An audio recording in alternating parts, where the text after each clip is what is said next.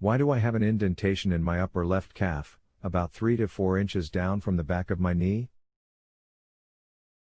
It looks like 2 indentation lines.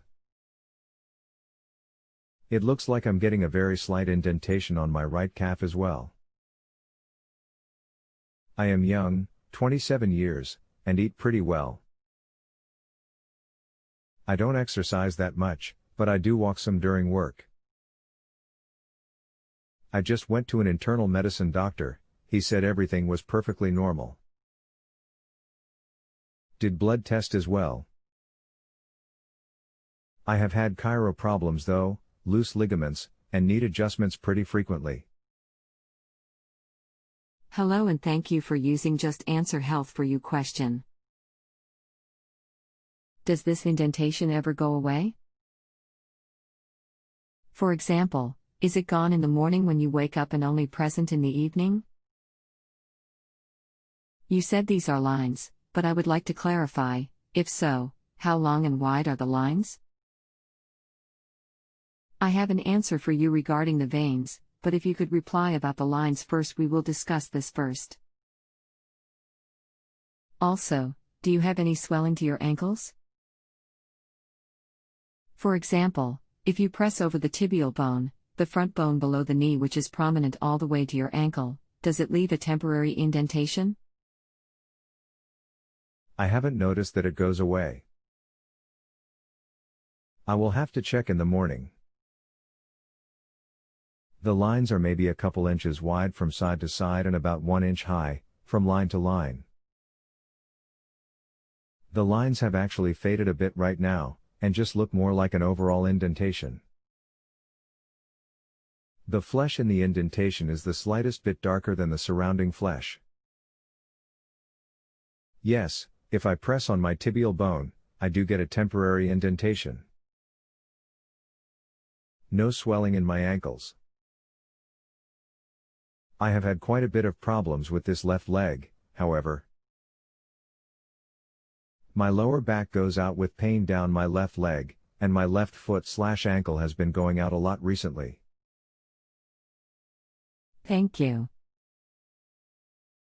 If you have an indentation when you press on your tibial bone, this shows that you do have some edema, swelling. But don't worry, many females have this and it is not significant. It is thought that it is hormone related, especially if there are no other symptoms, such as what you were told by your doctor. Slight amounts of edema like this can be very difficult to notice, and take a trained eye in most cases. You can also consider getting compression hosiery to wear during the day, not as easy to accomplish in the summer, or elevate your legs several times per day. You can keep your own eye on the edema, and if it increases significantly, let your doctor know. Occasionally edema like this can occur due to high blood pressure, and if that were the cause, the first line treatment is to take a diuretic called hydrochlorothiazide. Of course, losing weight and making sure one is not eating too much salt, often caused by eating pre-prepared foods, are other measures that can decrease blood pressure and edema. And again, there are cases of hypertension that are not weight-related, but if not weight-related, very often are stress-related, so stress reduction exercises can help with the cause. As far as the varicosities, I am unsure if you have surface vessels visible or if you are noticing larger blood vessels prominently. This again can be related to excess weight, but in some people for no particular reason, except perhaps how their body is built. Varicosities are also more common in women, and during pregnancy often become more prominent due to the enlarging uterus pressing on pelvic veins. Another possible cause of varicose veins are malfunctioning valves in the veins. The valves in veins prevent backflow of blood, thus if they are malfunctioning, fluid will build up in the tissue causing edema. Obesity also can cause the veins not to close all the way, as can high venous blood pressures, but also some people may have a few dysfunctional valves just as inherited trait. Finally, another cause of varicosities, especially the small ones, called spider veins, may result years after there was an injury such as a bruise in that area. So sometimes spider veins are found in areas where bruising injuries occurred as a child or later. Regarding the lower back and leg problem. In simple terms, this could be from a disc that is flattening and putting pressure on a nerve, and/or it could be caused by an irritation or compression of the sciatic nerve. Besides following what your doctor suggests for this, often NSAIDs such as ibuprofen or naproxen can help. You could also consider a gentle stretching program. Sometimes your doctor can refer you to a physical therapist who can give you a program, or you can look for a certified yoga instructor. Make sure they are teaching gentle or beginning yoga. A YMCA/YWCA or a hospital are good places to make sure you are starting off with a yoga course that is safe, to learn stretching exercises.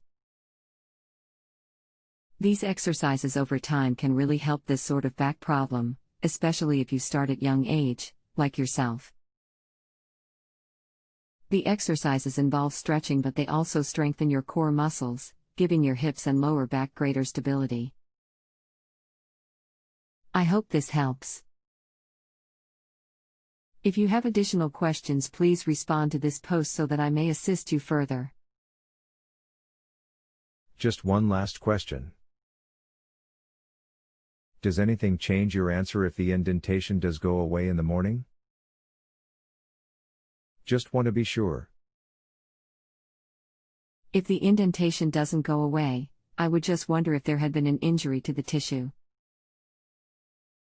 It will be very perplexing if it does not go away, but not something necessarily worrisome. My guess is that you were in a position where your leg was against something for quite a long time, and that this will be gone by morning. I guess we will see. Okay, cool. I'm sure it will go away in the morning. It's already looking very faint and I pressed on my tibial bone again and no temporary indentation. I got off my feet though, so I guess you're right, just some kind of swelling.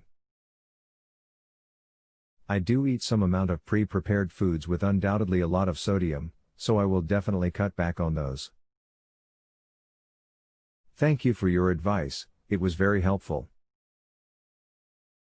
If you have a health question and want to chat with a doctor now, visit justanswer.com/ythealth.